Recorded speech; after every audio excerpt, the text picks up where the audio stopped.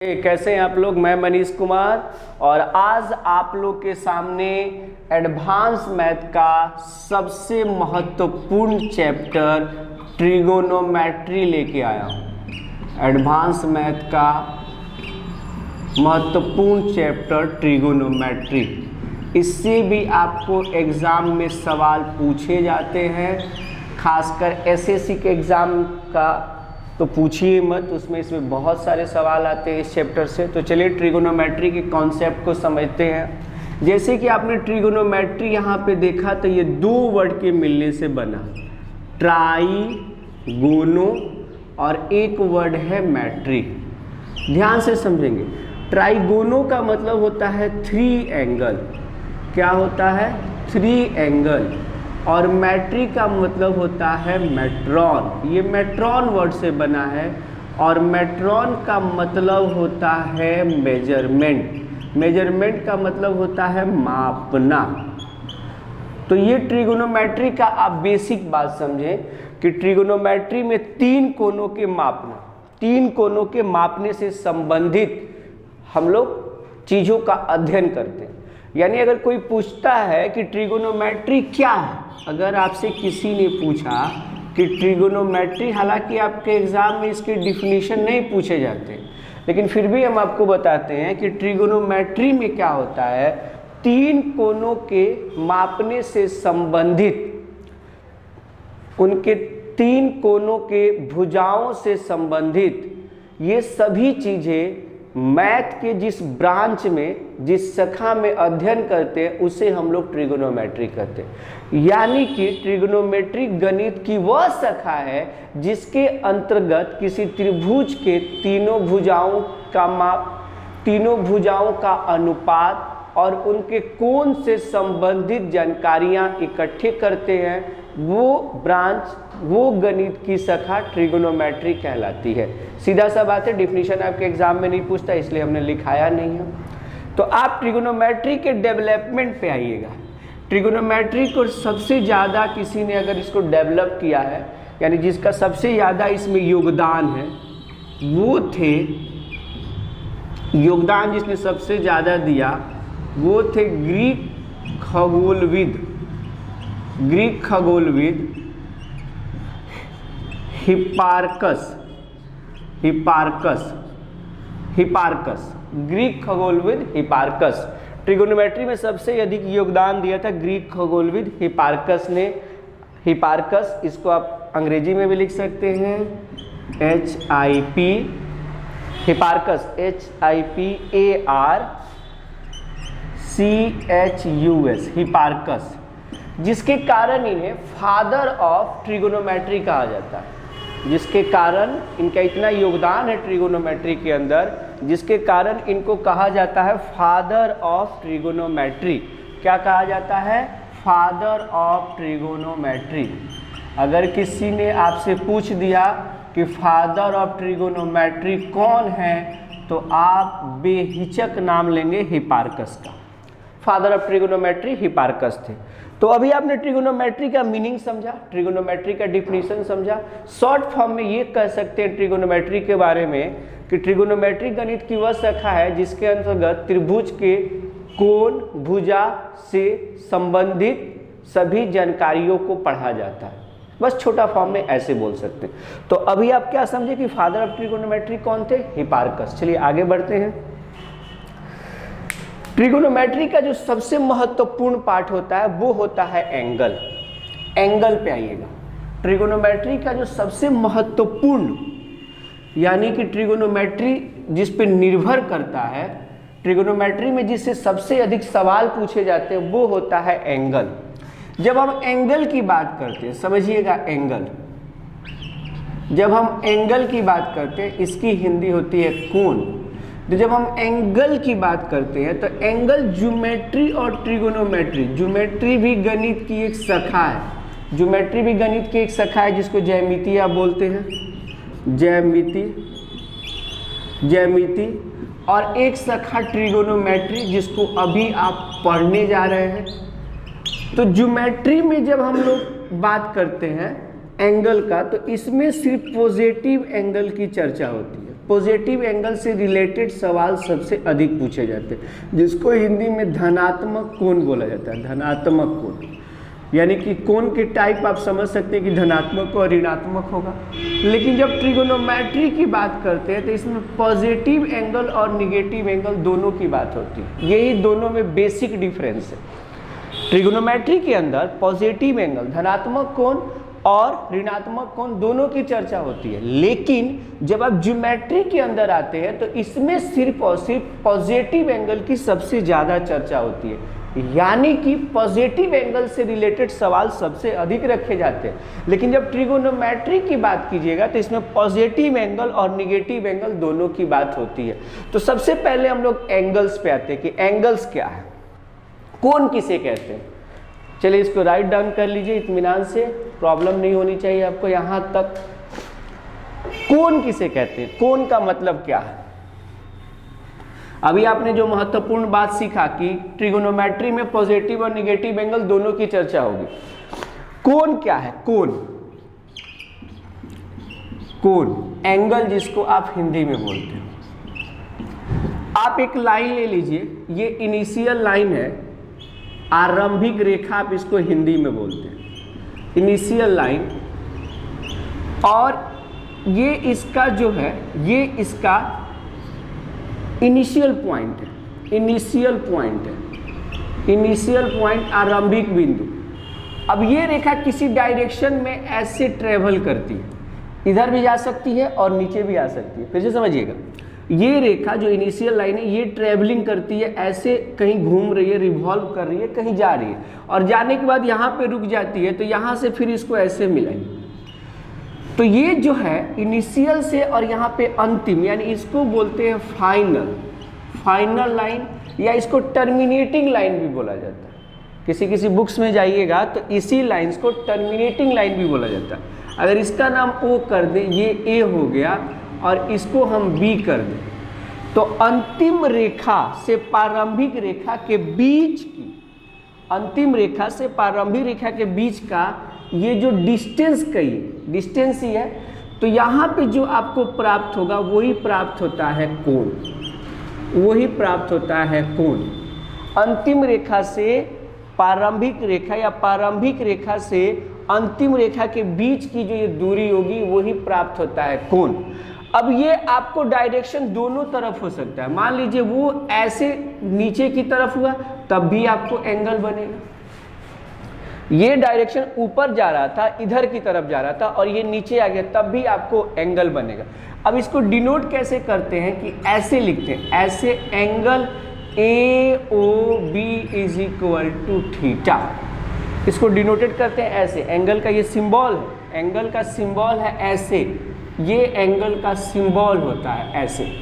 तो ये एंगल को डिनोट करेंगे, angle AOB is equal to theta. अब एक बात नोटिस करने वाली है कि ये जो डायरेक्शन है एक बार ऐसे गया है, एक बार ऐसे, इसी डायरेक्शन के कारण एंगल को पॉजिटिव और निगेटिव होना निर्भर करता है कि एंगल पॉजिटिव कब होगा और एंगल निगेटिव कब होगा। इसी डायरेक्शन से, ये जो आपको डायरेक्शन दिख रहा है, इसी डायरेक्शन से एंगल पॉजिटिव होते हैं और निगेटिव होते हैं। तो आइए बात करते हैं कि कब पॉजिटिव होंगे और कब निगेटिव होंगे। ध्यान से मेरी बात को समझिएगा कि इसी डायरेक्शन पे, ये जो डायरेक्शन है यानी कि ये जो दिशा है, दिशा डायरेक्शन घूमने की जो दिशा है, इसी दिशा के आधार पे एंगल का पॉजिटिव होना या निगेटिव होना निर्भर करता है। आ रही है मेरी बात समझ में? तो इसको आप राइट डाउन कर लीजिए।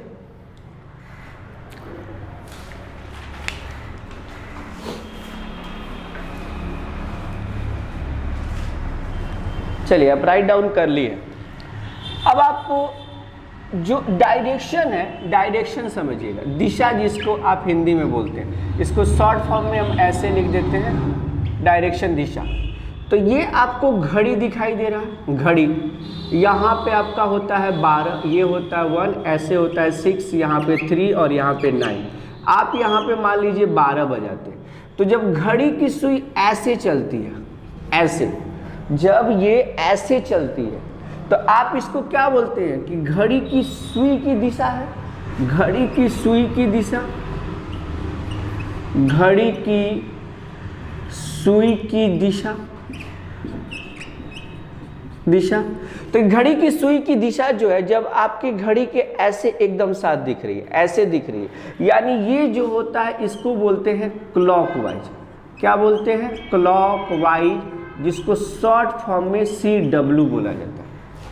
यानी कि घड़ी के साथ साथ, घड़ी की सुई की दिशा के साथ साथ, दिशा के साथ, यानी घड़ी की सुई जब यहाँ आएगी, फिर यहाँ आएगी, फिर यहाँ आएगी, फिर यहाँ आएगी, जब ऐसे चलती है, यानी कि आपकी जब सुई ऐसे चलती है, आप ध्यान से देखेंगे, आपके दाहिने तरफ से राइट टू ये जाता है लेफ्ट। ध्यान से देखेंगे, जब घड़ी की सुई राइट से लेफ्ट की तरफ जाती है तो वो घड़ी की सुई की दिशा के साथ साथ होती है। तो ऐसे दिशा को हम लोग बोलते हैं क्लॉकवाइज डायरेक्शन। कौन सा डायरेक्शन है ये? Clockwise direction. अब दूसरा डायरेक्शन समझिएगा, जब इसको हम अपोजिट कर दें, जब हम इसको अपोजिट कर दें, आइए हम आपको फिर से बताते हैं, जब हम इसको अपोजिट घुमाएं, यानी घड़ी के सुई के विपरीत दिशा में, ये तो साथ साथ है, घड़ी के सुई के दिशा के साथ साथ जब होती है, लेकिन अगर यही मान लीजिए ये घड़ी हो गया, यहाँ 12, 6, 3 और ये 9, तो अब ये जब आपको तो ऐसे बढ़ने वाली है, लेकिन हम जब ऐसे इसको बढ़ाने लगे, यानी लेफ्ट से स्टार्ट करके राइट की तरफ जाने लगे, तो ये होता है एंटी क्लॉकवाइज। कौन सा डायरेक्शन होता है ये? एंटी क्लॉकवाइज, जिसको ACW, और ये जो होता है एंटी क्लॉकवाइज, ACW, ये विपरीत दिशा होता है। कौन सा होता है? एंटी का तो मतलब समझ ही रहे होंगे, विपक्ष, विपरीत, उल्टा, विपरीत होता है। तो दो डायरेक्शन है, यानी कि घड़ी के दिशा के आधार पे, घड़ी के सुई के दिशा के आधार पे दो डायरेक्शन है, एक क्लॉकवाइज हो गया और एक एंटी क्लॉकवाइज। इसको उतार लीजिए, एक हो गया क्लॉकवाइज और एक हो गया एंटी क्लॉकवाइज। एंटी क्लॉकवाइज को वामावर्त बोलते हैं, वामावर्त बोलते हैं, और क्लॉकवाइज को दक्षिणावर्त बोलते हैं, क्लॉकवाइज को दक्षिणावर्त बोलते हैं। दोनों में अंतर समझ लीजिए, क्लॉकवाइज को दक्षिणावर्त बोलते हैं, दक्षिणावर्त दिशा, और एंटी क्लॉकवाइज को क्या बोलते हैं? वामावर्त दिशा। तो जब एंगल्स की बात होती है, ध्यान से समझेंगे इस बात को, तो जब एंगल्स पॉजिटिव होगा या एंगल्स निगेटिव होगा, एंगल्स पॉजिटिव होगा और एंगल्स निगेटिव होगा, तो पॉजिटिव एंगल को, जैसे ये वाला फिगर आप देखेंगे, ये आपको ऐसे जाता है, तो यहाँ जो थीटा बनता है वो कौन सा बनता है? पॉजिटिव बनता है। तो ये बताइएगा घड़ी के डायरेक्शन का कौन सा दिशा है? ये आपको ऐसे उठ के इधर से गया, देखिएगा ध्यान से, ये आपको कैसे जा रहा है? ये आपको ऐसे जा रहा है, ध्यान से समझेंगे, लेफ्ट टू राइट। इसका मतलब है कि ये एंटी क्लॉकवाइज डायरेक्शन है। कौन सा डायरेक्शन है? Anti clockwise, ACW। तो जब ACW डायरेक्शन होगा तो पॉजिटिव एंगल बनता है। फिर से समझ लीजिए कि पॉजिटिव एंगल कब बनेगा? जब एंटी क्लॉकवाइज डायरेक्शन होगा, यानी कि वामावर्त होगा। राइट डन कर लीजिए, मैं हट जाता हूँ, बहुत इंपॉर्टेंट बात है।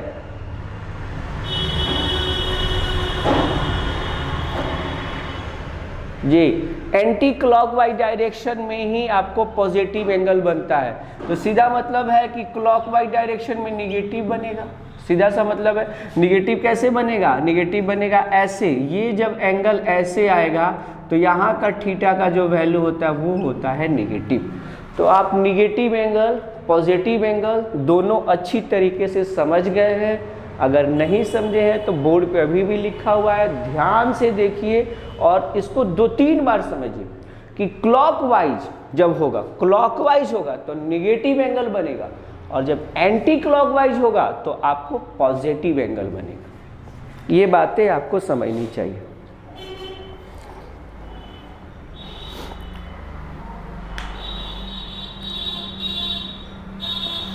ये बातें आपको समझ में आनी चाहिए। चलिए अगला आपको टॉपिक है राइट एंगल। राइट एंगल हम अब आपको अभी क्यों बता रहे हैं, क्योंकि राइट एंगल से ट्रिगोनोमेट्री में क्वाड्रेंट्स का निर्धारण होता है। बहुत इंपॉर्टेंट बात बता रहे हैं कि राइट एंगल से ट्रिगोनोमेट्री के अंदर क्वाड्रेंट, क्वाड्रेंट कहिएगा क्या होता है, तो चतुर्थांश, यानी राइट एंगल समझिएगा। ये क्या है, राइट एंगल। हिंदी होता है इसका समकोण, समकोण। तो इसका जो फिगर होता है वो आपको होता है ऐसे। यहाँ पे जो एंगल बनता है, जैसे मान लीजिए अगर ये यहाँ पे है, अगर ये ए ले लीजिए, वो बी, तो एंगल AOB जो होता है वो आपको 90 डिग्री होता है। AOB जो होता है वो आपको 90 डिग्री होता है। अब इसी 90 डिग्री का यूज करके हम लोग बनाते हैं क्वाड्रेंट्स। क्या बनाते हैं, क्वाड्रेंट्स, जिसका हिंदी होता है चतुर्थांश। हिंदी होता है चतुर्थांश, ध्यान से समझिएगा, चतुर्थांश। चतुर्थांश क्वाड्रेंट्स क्या है, आप इसको जो है आप इधर भी बढ़ा लीजिए ऐसे ऐसे, और आप इसको नीचे भी बढ़ा लीजिए। जैसे यहाँ देखिएगा हमने बढ़ाया, तो यहाँ पे जो आपको मिला यही क्वाड्रेंट्स कहलाता है, जो राइट एंगल से बनता है। इसको हम लोग x मानते हैं, ये होता है O और ये होता है x डैश, ये होता है y और ये होता है y डैश। अब एक चीज़ समझने वाली बात है कि इसको बोलते हैं फर्स्ट क्वाड्रेंट। यहाँ से स्टार्ट करते हैं, ये फर्स्ट क्वाड्रेंट होता है, ये सेकंड, ये थर्ड और ये क्या होता है फोर्थ, और इनके हर के बीच में 90 डिग्री का कोण बनता है। इसीलिए राइट एंगल की हमने अभी चर्चा की, इसी राइट एंगल से क्वाड्रेंट बनाया जाता है। अब इस क्वाड्रेंट्स का बहुत ट्रिगोनोमेट्री के अंदर बहुत इंपॉर्टेंट है, इसके अंदर बहुत सारे एंगल बनेंगे, इससे रिलेटेड सवाल आपके एग्जाम में पूछे जाते हैं। तो फिलहाल आप क्वाड्रेंट कैसे समझें, क्वाड्रेंट आपने समझा कि राइट एंगल के थ्रू हम लोग क्वाड्रेंट बनाते हैं। क्लियर है? यहाँ पे कोई दिक्कत है तो फिर से पूछिए, इसमें कोई अगर समस्या है क्वाड्रेंट्स बनाने में तो कोई दिक्कत हो तो पूछिए हमसे, कोई दिक्कत नहीं है आपको, कोई प्रॉब्लम नहीं है आपको क्वाड्रेंट्स समझने में, राइट एंगल समझने में, या एंगल समझने में, या ट्रिगोनोमेट्री का डिफिनीशन समझने में, कोई दिक्कत नहीं है। चलिए अब एक बात आपको बताने वाला हूं मैं, जो कोण को मापा जाता है, कोण को मापने की बात अब हम कर रहे हैं, measurement.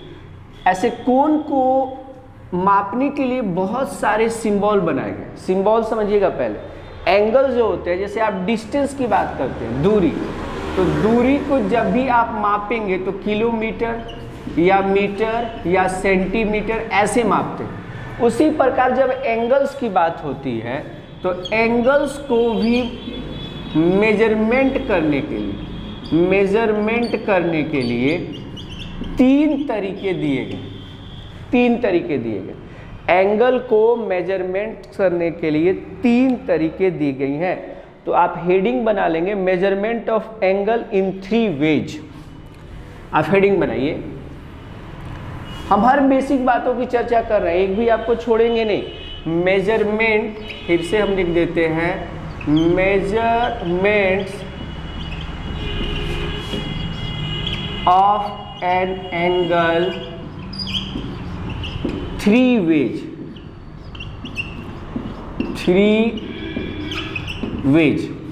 Measurement of an angle in 3 ways. चलिए सबसे पहला जो होता है वो समझिएगा। सबसे पहला क्या होता है, ये जो होता है वो होता है sexagesimal system. Sexagesimal, SEXAGESEXIMAL, sexagesimal system. Angle को मापने का तरीका है सेक्साजेसिमल सिस्टम, या इसको किसी किताब में जाइएगा तो इंग्लिश सिस्टम भी बोला जाता है। इंग्लिश सिस्टम, अंग्रेजी पद्धति इसको बोल सकते हैं। हिंदी होता है इसका, अंग्रेजी पद्धति बोल सकते हैं, या षट दशांक बोल सकते हैं। षट दशांक समझिएगा, थोड़ा सा हिंदी इसका गजब है। षट दशांक,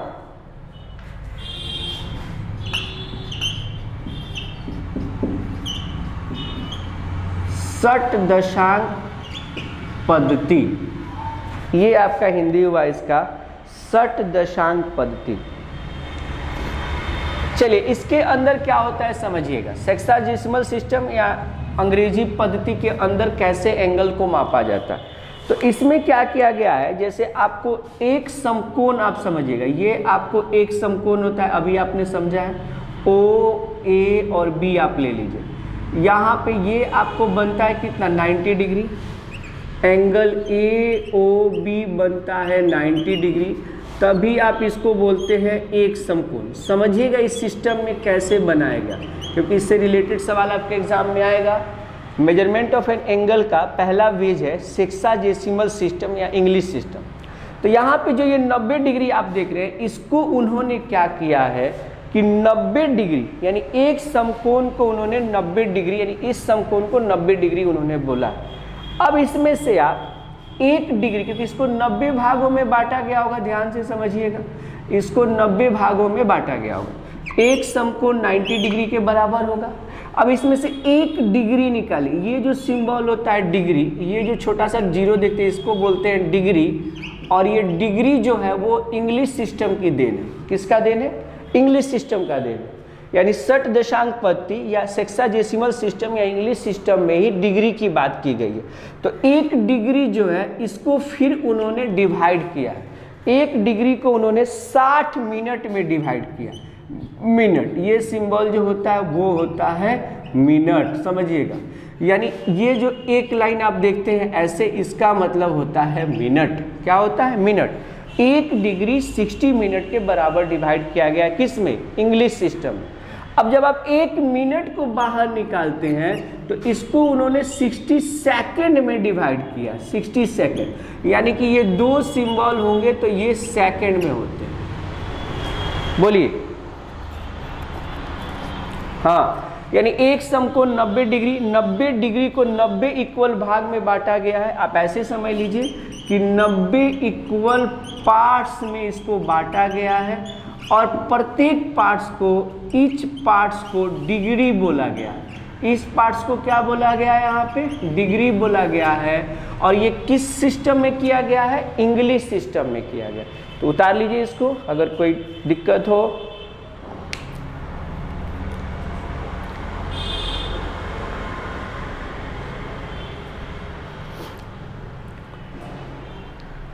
चलिए, राइट डाउन कर चुके होंगे आप। दूसरा सिस्टम समझते हैं, यानी इस सिस्टम में समझ में आया कैसे एंगल को मेजरमेंट किया गया है। नहीं समझ में आया तो 2-3 बार इस वीडियो को जरूर देखिएगा। अगला समझिएगा, अगला समझिएगा। मेजरमेंट ऑफ एन एंगल का दूसरा वे जो है वो शतशांक विधि है। दूसरा जो है वो सेंटीजेसिमल मेथड, जिसको हिंदी में हम लोग शतांक पद्धति बोलते हैं। शतांक पद्धति, या इसी को अगर आप बोलेंगे तो ग्रेड सिस्टम भी बोला जाता है, या ग्रेड सिस्टम। ये जो सिस्टम है इसका दूसरा नाम है ग्रेड सिस्टम। ग्रेड सिस्टम यानी ग्रेड पद्धति भी इसको आप बोल सकते हैं। सेंटीजेसिमल सिस्टम या ग्रेड सिस्टम। इसमें उन्होंने क्या किया है, ध्यान से समझिएगा। आपके पास ये जो समकोण त्रिभुज है या समकोण एंगल है, मान लीजिए यहाँ पे BC, तो एक समकोण जो है, एक समकोण ये आपको होता है 90 डिग्री के बराबर। तो इन्होंने क्या किया है कि ये जो 90 डिग्री आप देख रहे हैं इसको इन्होंने 100 इक्वल पार्ट्स में बांट दिया। 100 इक्वल पार्ट्स में, यानी 90 डिग्री को उन्होंने 100 इक्वल पार्ट्स में बांट दिया है।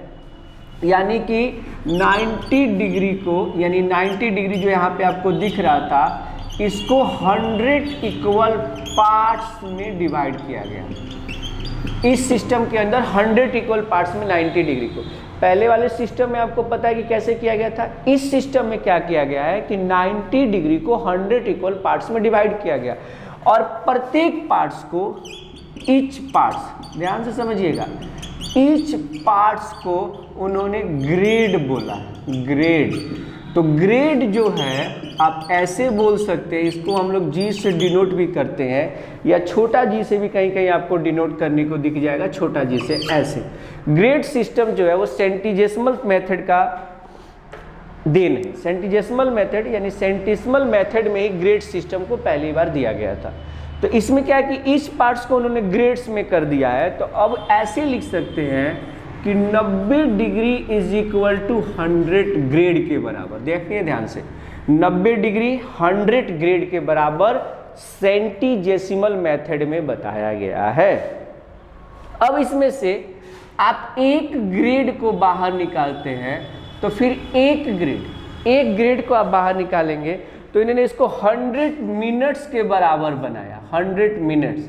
और जब आप 1 मिनट्स को बाहर निकालेंगे तो ये उन्होंने 100 सेकेंड्स में इसको बांटा, 100 सेकेंड्स में।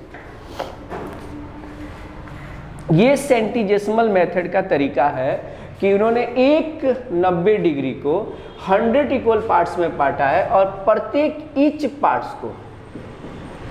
पार्ट्स को इन्होंने बोला है ग्रेड। तो 90 डिग्री 100 ग्रेड्स के बराबर होता है। ये किस सिस्टम में होता है? ग्रेड सिस्टम या सेंटिजेसिमल मेथड में। और एक ग्रेड जो है वो 100 मिनट्स के बराबर है, और 1 मिनट 100 सेकेंड्स के बराबर होता है। तो आपको एक जानकारी के लिए बता दें कि इसी कारण, यानी जो पहला सिस्टम था इंग्लिश सिस्टम और उसके बाद ये ग्रेड सिस्टम, दोनों के बीच में बहुत ज़मीन आसमान का अंतर हो गया। दोनों के बीच में जब आप देखिएगा तो दोनों चीज़ें बराबर होने के लिए बड़ा डिफ़िकल्ट है, क्योंकि पिछले वाले में अगर दोनों से कंपेयर कीजिएगा, दोनों को एक साथ लीजिएगा, तो बहुत ऐसी चीज़ें हैं जिसमें डिमेरिट है।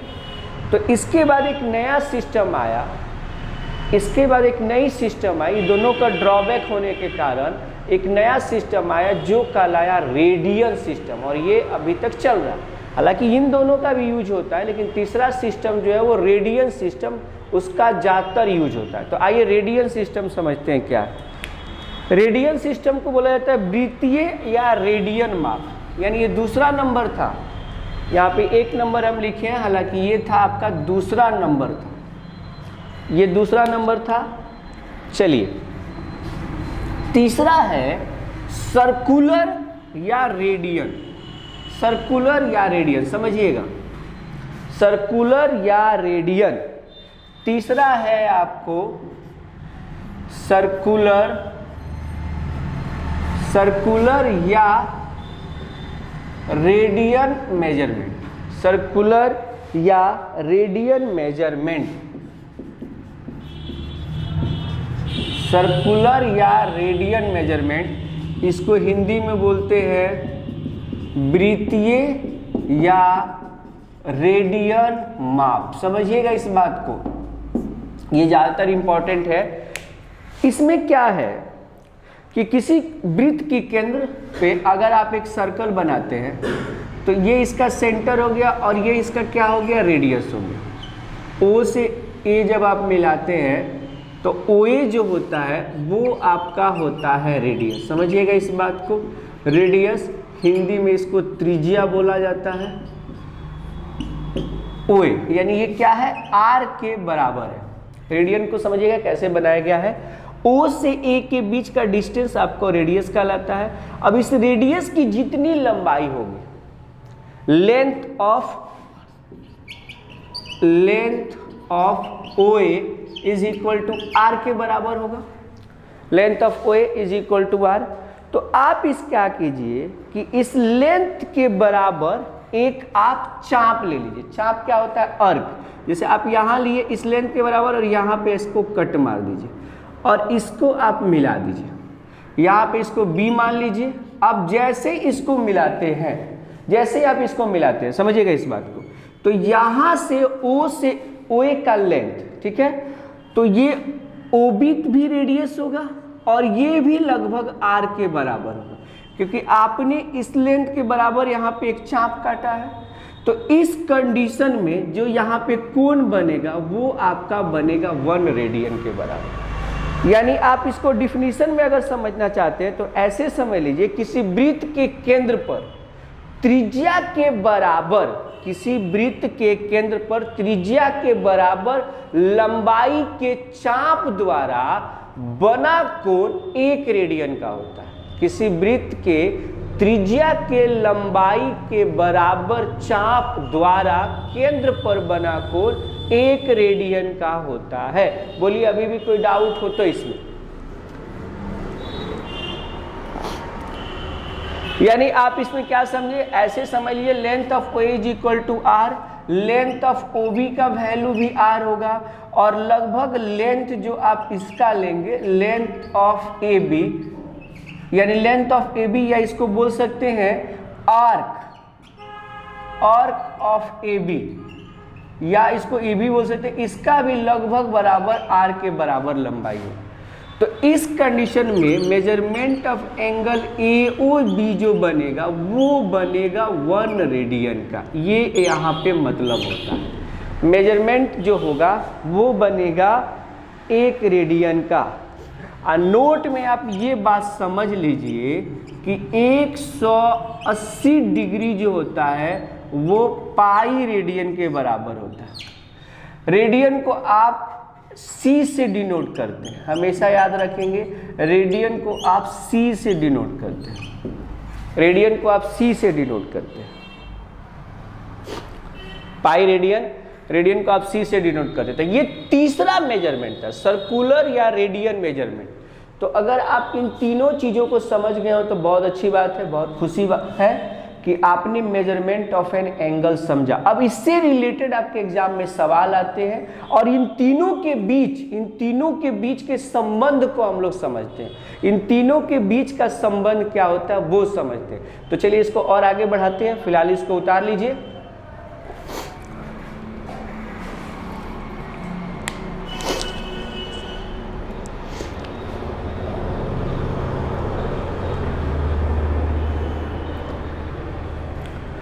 चलिए रिलेशन बिटवीन आप हेडिंग देंगे, relation between degree, grade and radian.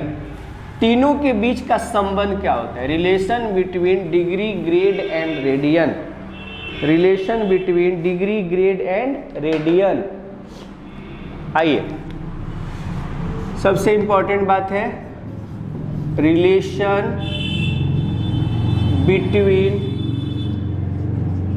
Degree, grade और रेडियन।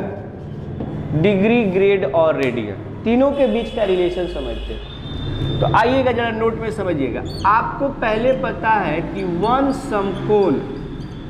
एक समकोण आपको होता है 90 डिग्री, और 90 डिग्री जो है वो आपको किसके बराबर है? 100 ग्रेड के बराबर। कुछ याद आया? एक समकोण 90 डिग्री और ये आपको 100 ग्रेड के बराबर, यानी आप बोल सकते हैं कि 9 डिग्री 10 ग्रेड के बराबर होगा। ये पहला रिलेशन समझिएगा कि आप ये बोल सकते हैं कि 9 डिग्री 10 ग्रेड के बराबर होगा। कोई डाउट है इसमें? कैसे निकाले? अब दूसरा समझिएगा। अभी आपने समझा नाउ 180 डिग्री होता है पाई रेडियन के बराबर। 180 डिग्री किसके बराबर होता है? पाई रेडियन के बराबर। 180 डिग्री पाई रेडियन के बराबर होता है। इसमें कोई डाउट है तो फिर से पूछ सकते हैं कि सर हमको कोई प्रॉब्लम हो गया। अब जरा एक बात बताइएगा, 90 डिग्री जो है वो आपको 100 ग्रेड के बराबर है। अगर इसमें हम 2 से मल्टीप्लाई कर दें, इसमें भी 2 से मल्टीप्लाई कर दें, तो ये हो जाएगा 180 डिग्री बराबर हो जाएगा 200 ग्रेड। बोलिए 180 डिग्री बराबर हो जाएगा 200 ग्रेड। तो अब आप इसको ऐसे समझ सकते हैं, नाउ समझिएगा, यहाँ पे नाउ क्या समझिएगा कि सर 180 डिग्री बराबर हो गया 200 ग्रेड, और बराबर हम इसको पाई रेडियन लिख सकते हैं कि नहीं? यही तीनों में रिलेशन होता है। 180 डिग्री बराबर 200 grade is equal to pi radian. इसे समझ लीजिए, 180 डिग्री बराबर 200 grade is equal to pi radian. ये काफ़ी मोस्ट इम्पॉर्टेंट बात है, तीनों के बीच का रिलेशन है कि 180 डिग्री बराबर 200 grade is equal to pi radian. तो ये तीनों के बीच का रिलेशन था। अब इसमें कन्वर्ट करने के लिए आता है कि रेडियन से डिग्री में बदलिए, डिग्री से ग्रेड में बदलिए, ग्रेड से रेडियन में बदलिए, यानी किसी के बीच में किसी में कन्वर्सन आता है। तो जब ऐसा कंडीशन हो तो इसको हम लोग अगले क्लास में सीखेंगे। फिलहाल आपने आज बहुत कुछ सीखा, इसको रिवीजन कीजिए, इसको घर पे प्रैक्टिस कीजिए और कोई भी डाउट हो हमको बताइए। कमेंट सेक्शन हमेशा ऑन रहता है, मैं आपको बेहतर चीज़ें देने का प्रयास कर रहा हूँ। चलिए थैंक यू, और फिर हम लोग अगले क्लास में मिलते हैं। धन्यवाद।